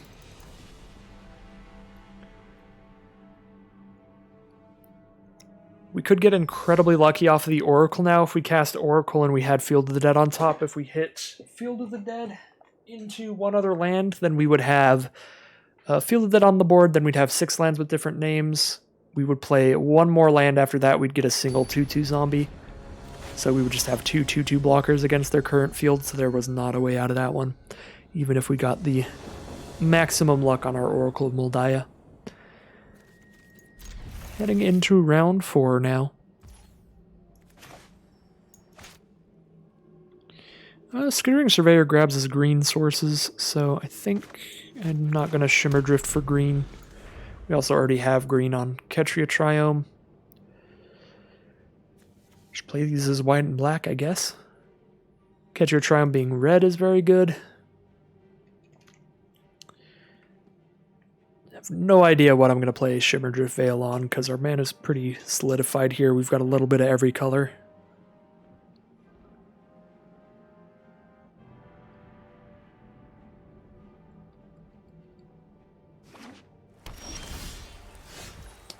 Alright, now we have Fires of Invention coming up, which is, as always, absolutely lovely. We have Fires of Invention mana. Whether or not we cast Surveyor here, I think we should still cast the Surveyor right here, because we're not going to want to spend one of our 2 spells per turn later on a Skittering Surveyor. And it doesn't matter if our lands come to play tapped when Fires of Invention is on our field. So we can just save the tapped land for later.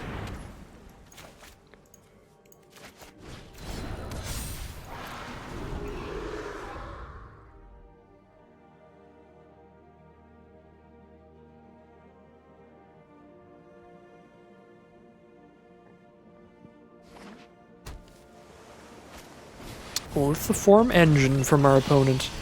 They're setting up the long game with that thing. Card is definitely pretty fun, but I've always ended up cutting it. Could fight the Fabro Elder to slow down their mana, and because I don't need my mana of my own, so I might as well here. I get to cast everything for free, so we're super good to do that. Don't want to play into a Wrath super heavily here, so I might not play Leyline Prowler. Yeah, I'll just play a Shia here, because we still have like a super good field regardless. There's a Captain Lannery Storm. No attacks, we draw into Corvald. I do like Corvald a lot, draws us a card as well. Let's see what we hit. Spit Flame, we can do that, get the creature out of the way. Not quite lethal, but really close. Put him to 1.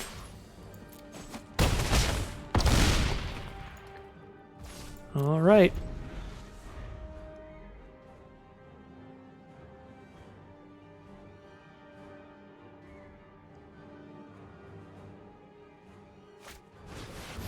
Omnath. They draw a card off of it, see what they get. But this was just a ridiculous Fires of Invention start, so I would not be surprised if we've got there just off of that.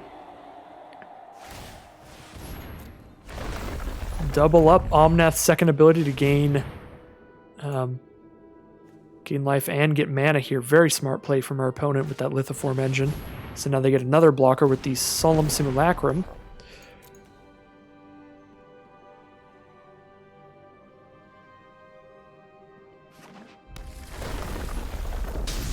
And now they deal 4 to us.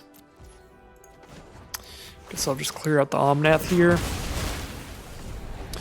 They do just die in the sky, so it doesn't really matter. And there is the concession from our opponent. So I might have been able to play that a little better. I totally forgot I could just kill that Omnath with our fight ability at any point. So if we had just done that earlier, might have gotten it to not do as many abilities. But to 3-1 we go regardless, because Fires of Invention is a busted card.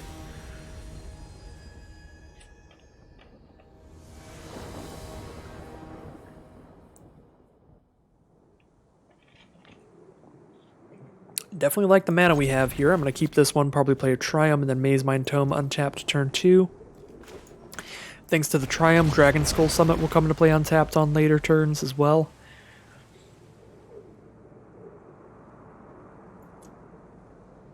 So we can even curve into this Leyline Prowler, get that out on turn 3, which is lovely.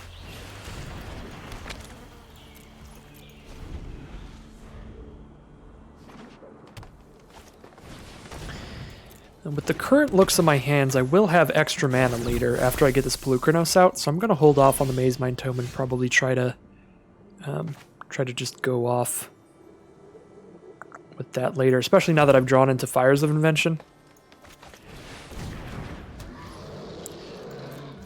With Fires of Invention, I never need to spend my mana on my spells, so I can hold it all for abilities, as we saw last game with Pelucranos. That was a really good combo. There's Phyrexian Arena from our opponent. Here we'll probably play Fires of Invention, Pelucranos for the turn.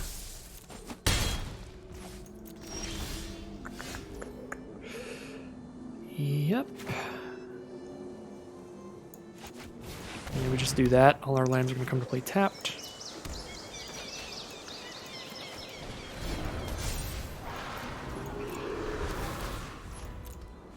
And then we get a Corvold out and start drawing cards. Things are looking absolutely swell here.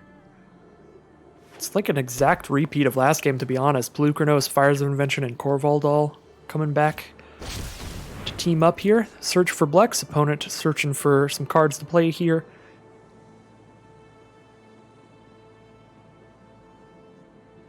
If they find good stuff, they do have to pay 3 life for each card they want to put into their hand, so I do like that when we're on the aggressive trying to put pressure on them here. But looks like only 1 card they actually want there, so they take the 3, go into 15, they hit a chunk of lands and a Shieldred, which they're quite far from casting. Oracle of Moldiah seems great with Fires of Invention. Play that right now. It's free. Land for turn, whatever. We can play Corvold, which is also whatever. I think we'll fight the Glintsleeve Siphoner. I've got nothing else to do with my mana except draw off Maze Mind Tome, which might be worth it, so I can cast Niv-Mizzet instead of Corvold. Yeah, let's do that. Let's draw a card here with Maze Mind Tome. Oh, and then I get to play another land. We're just doing stuff and things. And now we see a blue-black card on top, so we know Niv-Mizzet hits a card here. It only hit the 1 card, but it still hit something, which is good. Our deck doesn't have a ton of dual-colored cards, and most of them are the Golgari cards we already have out here, Pelucranos and Leyline Prowler. Solemn Simulacrum from our opponents, but that's going to be it, and they're at 10 life. They're taking 6 in the sky no matter what. Pelucranos can fight Solemn, and we deal 6, 7, 8, 9, 10. We have lethal there, just off of the attack already. And that is a concession from our opponent. Fires of Invention, just even more bonkers with those activated abilities, as we've seen with Pelucranos twice now. Just free reign to shred the board. We're 4-1 now with this Fires of Invention build.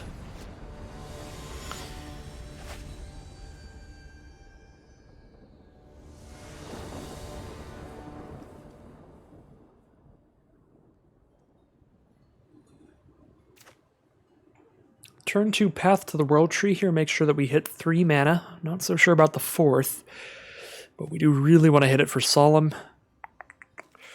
Definitely a bit of a risky keep here, but our opponent's on the play, so that gives us a little more time to draw. I think I will keep here. We can grab a black source off Path to the World Tree, so now we can just cast this Leyline Prowler turn 3, even if we don't hit more mana. And Leyline Prowler will give us the 4th mana for Solemn Simulacrum that way. And we do even hit another land here. It is a tapped land, but it's still definitely helpful. So most likely going for Leyline Prowler next turn. Our opponent's on green and black as well, and they cast a High Sentinels of Erishin off of the Cold Steel Heart. So they also have white mana.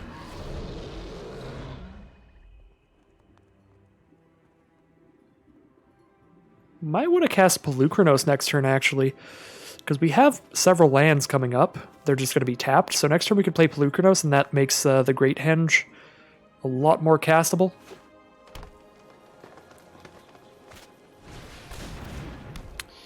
In Search of Greatness. At the beginning of their upkeep, they can cast a permanent from their hand with mana value equal to 1 plus the highest value among other permanents they control without paying its mana cost. So either they play a 5-drop for free, or they scry 1. So it's kind of like the green Fires of Invention, but a little bit wonkier. You do have to have a permanent on board for it to do its job. Definitely a cool card. Would be fun to try out, but not a card I'm ever going to draft particularly highly, I think. Yeah, let's get our Pelucranos out here and then play a tapped land this turn.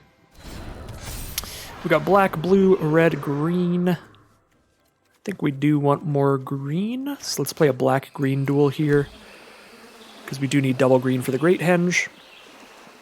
We do have the Leyline Prowler tapping for a mana of any color, but we can't guarantee that that will stick around. So they can play a 5-drop here, or they can scry one. We'll see what they want to do. If they have any 5-drop in hand, even if they have the correct colors of mana to play it, I would expect they'd want to dump it out here, because then they get to use their mana to just dump into High Sentinel's ability. High Sentinel's another card that's going to work well with Fires of Invention or In Search of Greatness type cards.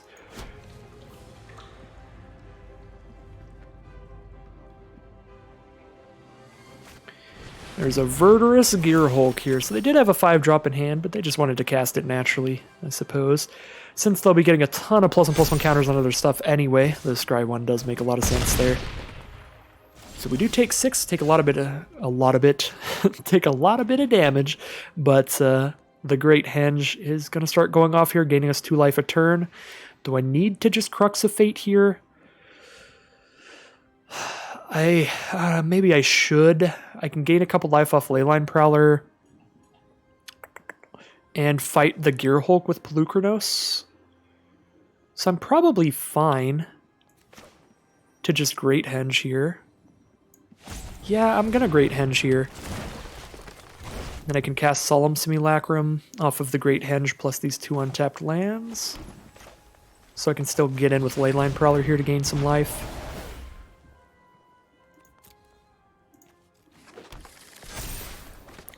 And if they attack with their 6/6, I'll trade it with my 6/6. They can just hit me in the sky right now, basically, and I'm back all the way up to 15. And then next turn, we can go ahead and Crux of Fate, blow everything up if we need to. Which we might. That might be required. Just because of that gigantic flyer they have right now.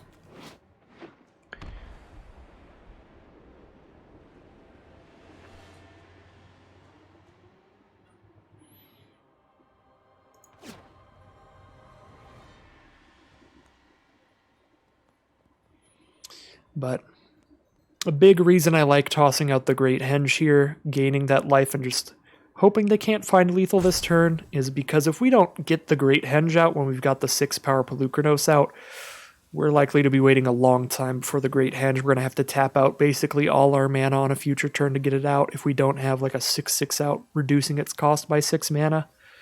So like this is by far the cheapest the Great Henge is ever going to be if we're planning on wrathing our Pelucranos away. So we'll go for the trade there, take 6, see if this happens. I'm probably going to cast Crux of Fate after this anyway, so I don't really see the reason to do the double block. To play around some kind of pump spell or combat tricky thing. Oh yeah, they have High Sentinel's ability, never mind. There is a big reason to do the double block. They can use the High Sentinels to put another counter on the Verdurous Gearhulk. Totally forgot about its ability after looking at the card multiple times. But that's okay, I'm going for the Crux of Fate regardless, so this way I'm just taking 1 more damage than I would have otherwise. Which is a bit of a bummer, there was no reason for that. Oh! Oh. Am I dead here?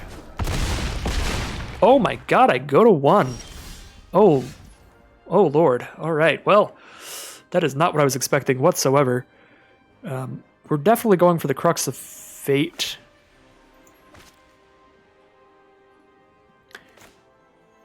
Now, let's gain life off of Leyline Prowler first and get the extra damage in off Solemn. Well, that was terrifying. 1 mana from lethal there. Draw a card when Solemn dies. Get a Vizier out. That'll get a +1/+1 counter and draw a card here. They get to keep scrying off of In Search of Greatness, but hopefully they're currently out of cards. Terramorphic Expanse gives us nothing. We have all our basic lands out, so we'll play a Thriving Isle here. I guess on red for Bolas. But we already have red somewhere else, I believe. Yeah, the only color we don't have right now is white, and I guess we do have Niv Mizzet in hand. Whoop! Should have Thriving Isled for white. That was a big whoop there. But our opponent's going to concede regardless because they just have one card here, Oran Reef Ooze. They know we have a Pelucranos coming up, and we've got 4 cards in hand in a multicolored deck with Path to the World Tree here to draw 2, gain 2. The Great Henge gaining us 2 life every turn and drawing a card whenever we play a creature. We've got several cards that give us inevitability in the long game. So if their hand is just a land at that point, it is pretty likely that we just have things that are locked from then on. So they're just going to scoop them up there. 5-1 it is.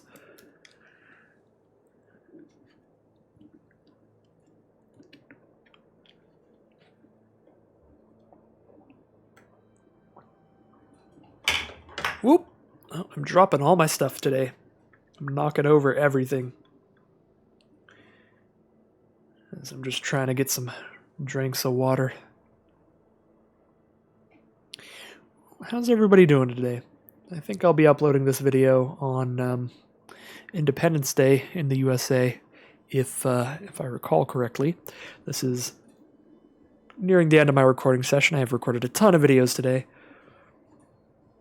So I don't know if I did the math correctly on that. I recorded 3 chromatics and a couple jump starts so I can get 5 videos out of today's recording. I think it's Independence Day today for all of you, which is really cool. If you enjoy fireworks and stuff, I hope you're having a blast with that. So turn 4 here, we do have Fires of Invention and Oracle Moldiah, or I guess and or. So this looks pretty great to me. We don't have anything to dump out once we hit the Fires of Invention, but Oracle of Moldiah digs us out of any mana flood, gets us towards some cards that might be better. We have 2 cards we can play as green sources here, so I think I'll play Thriving Bluff for a blue source.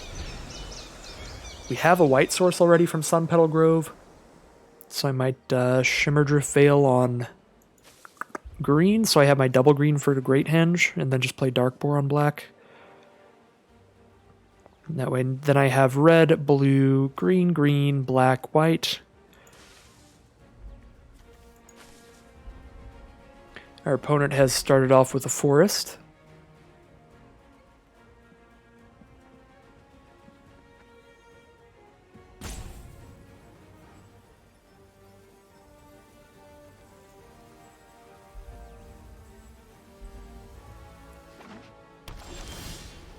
There's a Pelucranos here. Get this Shimmer Drift Veil on green, so we have double green later. Because now we might actually cast the Great Henge. If we have a Pelucranos out, it'll make it cheap enough. Now, turn 3, we can go for a Spitflame on the Sedgemoor Witch, which is probably a good idea. Otherwise, we're doing nothing this turn. We'll play Fires of Invention next turn, so we go Fires into Pelucranos. Probably better than Fires into Oracle. We have quite the lineup of plays here. This also gets a forest on board, so the Sun Petal comes into play untapped, which is cool.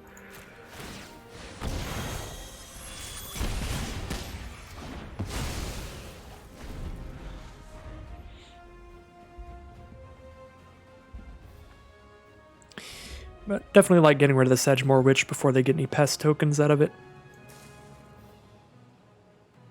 We'll see what else they're doing here. They're on green, white, and black now.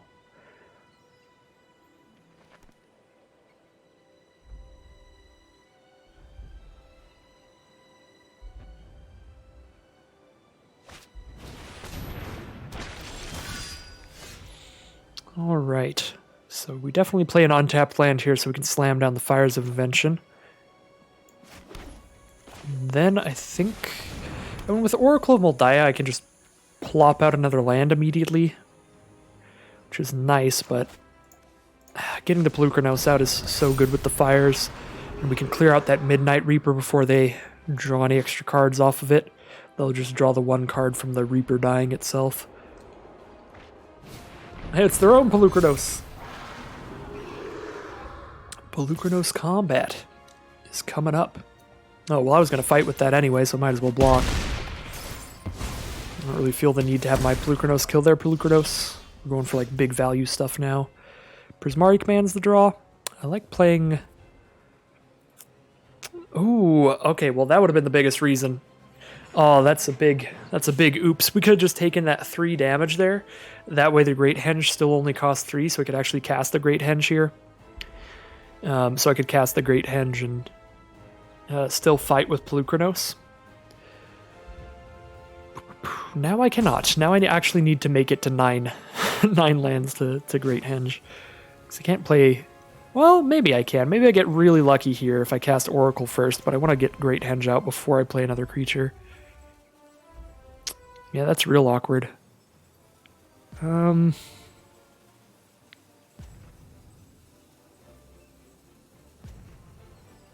it's a big bummer.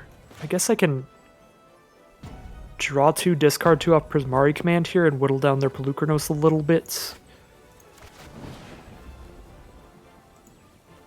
Or just get the treasure token for my Great Henge. So I can just play an untapped land and Great Henge after this. Yeah, we'll do that.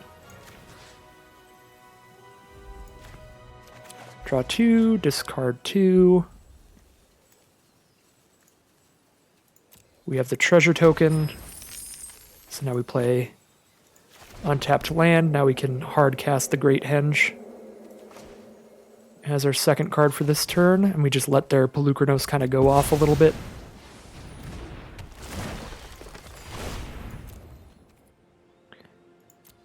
That turn could have went a lot better if we didn't block that Midnight Reaper. Because then we could have cast the Great Henge for 3, and also used Pelucranos' ability afterwards, because we've had the black mana up. And they do just have the Mythos of Nethroi for black, green, white to get rid of the Great Henge, so we don't get to draw cards off of that anymore. Well, ooh, Niv Mizzet's a beautiful draw. Let's see what happens off Niv Mizzet here. Ooh, we get to pick up Spitflame as well for a red. Auto pay, we got nothing else to spend our mana on. Don't have the mana for Finality yet. I need to hit one more land, and Finality would even kill Pelucranos anyway.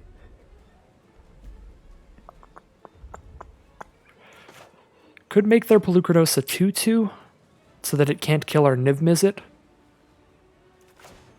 That seems good. I think I'll do that here rather than drop the Oracle, because if I just drop the Oracle, they'll just fight it with their Pelucranos. This way their Pelucranos can't kill any of our stuff by itself off the 3 mana ability.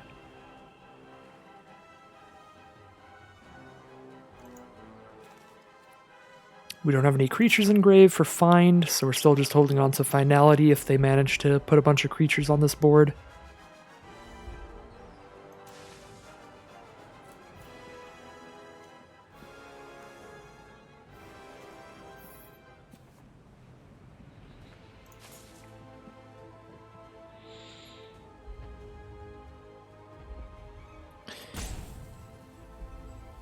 So they have 5 cards in hand and they have 5 mana up.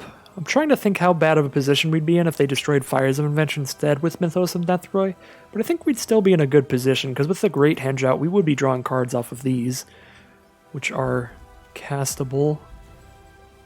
Actually, no, we don't have a Black Source without Fires, so we couldn't cast the Leyline Prowler, but we could cast a Oracle and draw a card, so... I don't know. Well, they cast their own Find and Finality, gonna find some stuff in grave there. We can double up our Enter the Battlefield effects with Yarok, which is fun, but doesn't do a lot for us. Attacking with Niv Mizzet's good here. Yeah, probably Yarok Oracle here. Yeah, just attack Niv Mizzet. Hold up the mana to fight with Pelucranos. I'll see what we hit on Oracle. We do hit the World Tree. And then we have Olvenwald Hydra coming next turn, so definitely doubling up that effect should be pretty good. Guess I could have fought Midnight Reaper right there before they potentially draw more cards off of it here.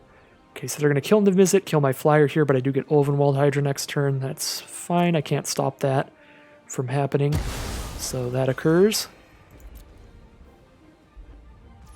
I believe I will go ahead and clear out that Midnight Reaper now.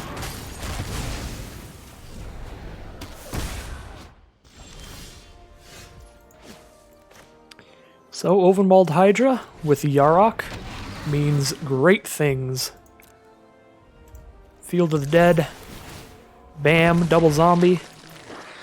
Terramorphic Expanse. Bam, double zombie. Next turn, crack Terramorphic and bam, double zombie. Just gonna keep bamming all over the place. That's what we're gonna do. I can find to pick up Niv Mizzet and Pelucranos now, but that'll be my second spell for turn, so I don't get to cast Niv Mizzet immediately. I'll just escape Pelucranos maybe here.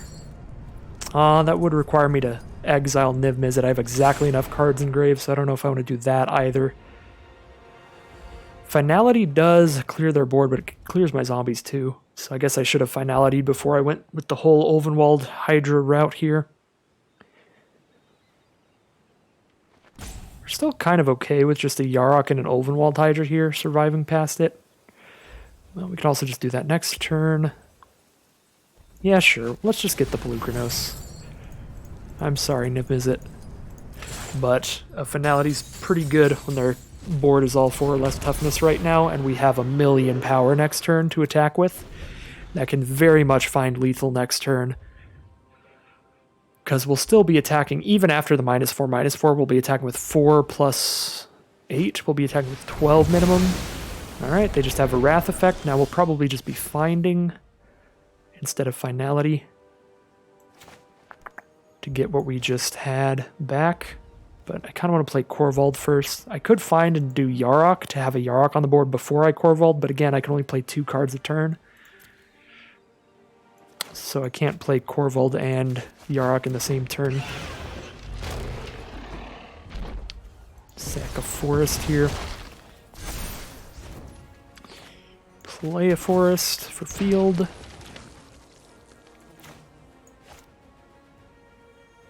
I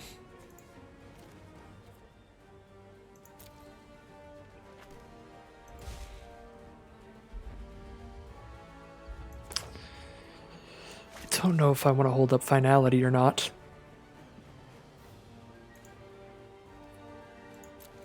Let's not. Let's cast find here.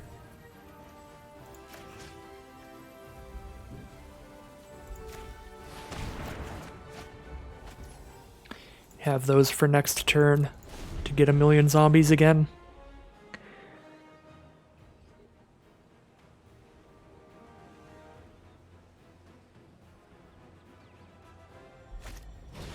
Hedron Archives to play. They have 2 mana up, so they have 4 mana with Hedron Archive tapping for 2. They do have Face Fetters on the Korvald, so that won't be attacking or blocking. Okay, there's a Maze Mind Tome, that's fine. Yarok, Ovenwald Hydra it is if they don't have another Wrath effect. We have an exceptional board now. Grab some Triomes. Get some zombies.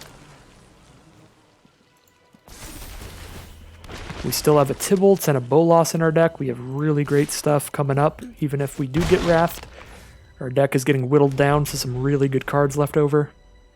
We can crack the Terramorphic in their end step to grab another couple zombies, if we have Yarok on board.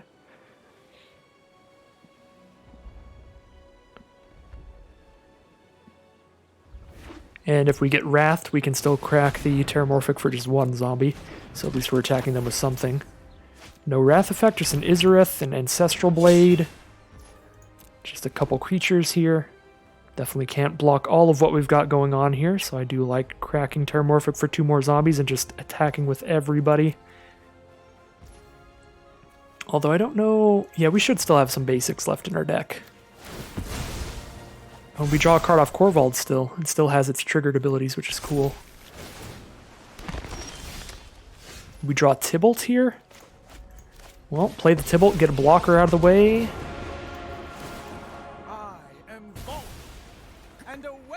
They've got a single blocker now. We don't have any way to kill it. So just attack with everybody. They block the 10-10 and die, I think? 14 plus 3, that's exactly 17. They need an instant here.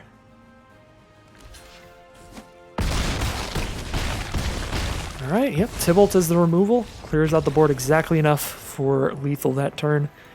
Another turn probably could have played, or another game that we probably could have played a lot better, but our deck just has so many powerhouses in it, and Fires of Invention just consistently, absolutely going off there. So no matter what, we're at 6 wins, 5,000 gold, and 3 cards as the prizes coming out of this one. The minimum prizes, I should say. So we're heading into the next round. This may be the final boss if we win it, but if not, we do get one last shot afterwards to make it to another 7-win run.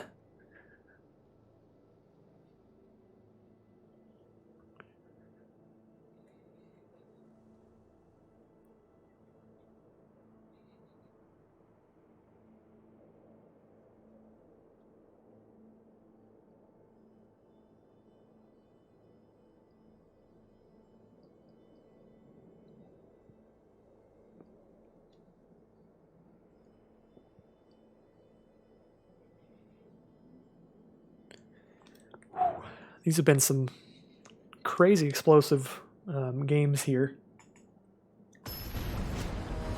as you can expect in this cube, but especially in the 5-color decks. Alright, here we are. Potentially the final boss. And a pretty decent hand. All of this hand is just set up, though. We don't have anything that we're setting up for right now.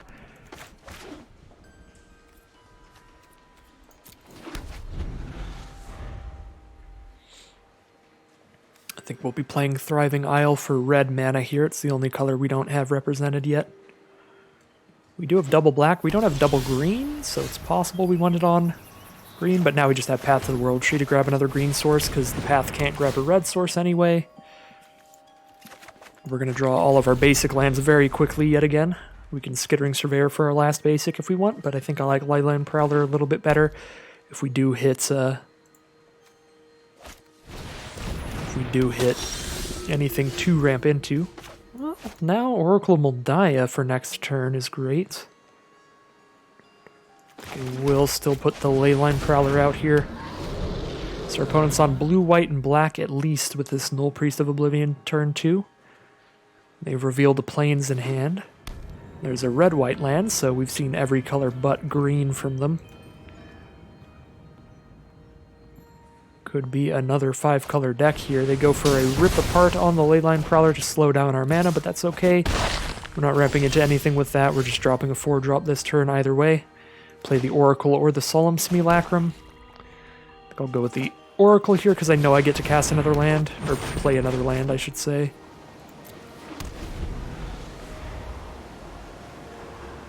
So we know we do the 5 lands there that way. We also do with the Solemn, but Oracle potentially draws us cards as well by hitting stuff off the top. Alright, so just a lot of interaction from our opponent. Could play Skittering Surveyor and Vizier here, so I have enough creatures to actually block this Menace card.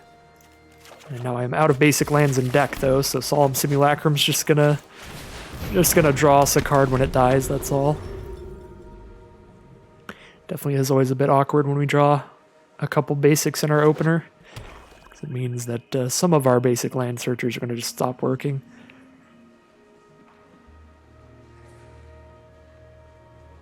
So still every color but green from our opponent. There's an Elite Spellbinder, but we can cast anything in our hand anyway. I suppose they can hold off on Finality, but I wasn't likely to cast it anytime soon regardless. But now they can play around it as well, which is a little bit of an issue. We also have enough mana to just use Path to the World Tree to kill the Elite Spellbinder, so because we can just kill their best creature on board, I don't think that we'll be trying to Finality. Oh, they're going to make Solemn cost 6. Interesting. I'm definitely very fine with that. Ooh, and we draw Field of the Dead here. Super spicy if we hit more lands.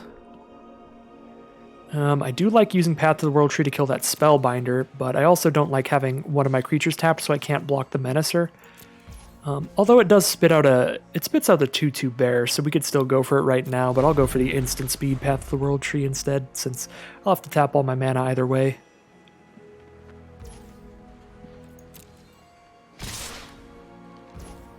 Okay. Let's see if this happens. There's green, black, white, red, blue. We need one more. We'll just go for Field of the Dead, I guess. Target opponent loses 2 life. Creature takes 2 damage. We'll choose Spellbinder. If we get a 2/2, we'll block Null Priest with a 2/2 and a 1/2 now. If they don't have any tricks in their hand, then it would be better to block with the Vizier in the 1/2. But just in case they do, I'll keep my Vizier nice and safe here. Just tuck it away. Just nice and firmly outside of combat here. Bosri's Lieutenant from our opponent, so Valky's going to come in and do some crazy stuff here. We got creatures to chump block that all day, so Tybalt can just come down and start exiling cards from our library, so no matter what, Tybalt's drawing us multiple cards. Thanks to the emblem. A land and a Bolas. Tybalt into Bolas next turn.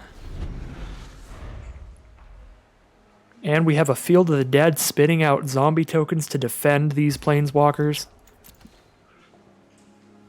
They're definitely, I was going to say, they're definitely coming for the king here, going after Tybalt. We will get that chump block off with our 1/2. Land for turn, 2 cards in hand for our opponent. We may have ran them out of interaction in the early game here, which is really good for our next cards. Yep, Eldest Reborn forces us to sack a creature, but we have that zombie token thanks to the Field of the Dead. Alright, Tybalt, just keep doing your thing. Keep doing your spicy stuff. This does have protection from multicolored, so I can't exile that. That's why I keep using the +2. And we'll get a Nicol Bolas out, I suppose. Grab their next card from their library, which is a Goldspan Dragon. Play a land, get a zombie token to chump block with. We'll get in for 4 with our big hasty dragon. We can untap that with the Vizier if we need to block with it. Could even play a Venerable Warsinger here. But I don't think I need that here. Discard a Great Henge, I think at this point. We've got so much card draw with just the 2 planeswalkers. Yeah. And they are going to scoop them up, and that is going to lead to 7-1. A pretty brutal way to win that last game, but kind of just what the deck has been doing. Casting just a big, brutal planeswalker like Nicol Bolas or Tybalt in the late game. We even had the Field of the Dead active, defending them with zombies. That was absolutely devastating, and that will lead into my second 7-win run in the Chromatic Cube drafts. I'm going to get that nice, crisp 6,000 gold and 3 cards out of this one. And had a great fun time overall yet again with another spicy 5-color deck. So that again does just go to show how powerful it is to just scoop up all of the great dual lands early on.